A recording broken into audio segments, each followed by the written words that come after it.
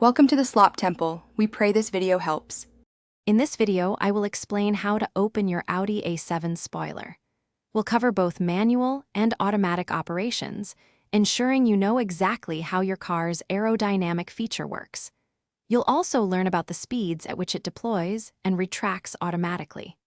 Plus, we'll go over some easy troubleshooting tips and maintenance advice to keep your spoiler in top condition. This guide will help you understand and manage your Audi A7's rear spoiler with confidence.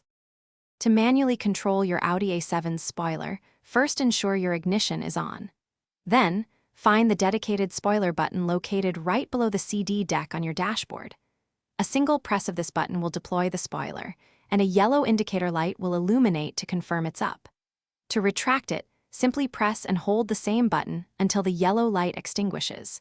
This manual control is perfect for cleaning or when you prefer the raised look. Your Audi A7's spoiler isn't just for show, it also operates automatically for enhanced stability. It typically deploys when your vehicle reaches speeds between 75 and 85 miles per hour. As you slow down, the spoiler will automatically retract once your speed falls to around 50 to 60 miles per hour.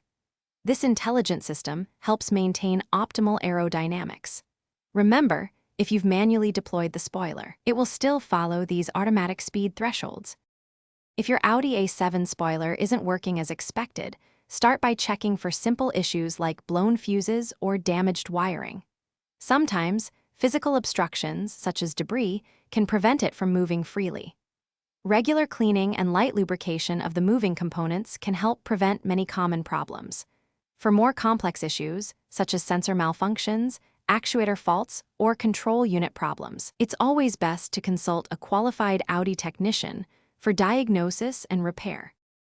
Thanks for watching. Consider subscribing if we helped you.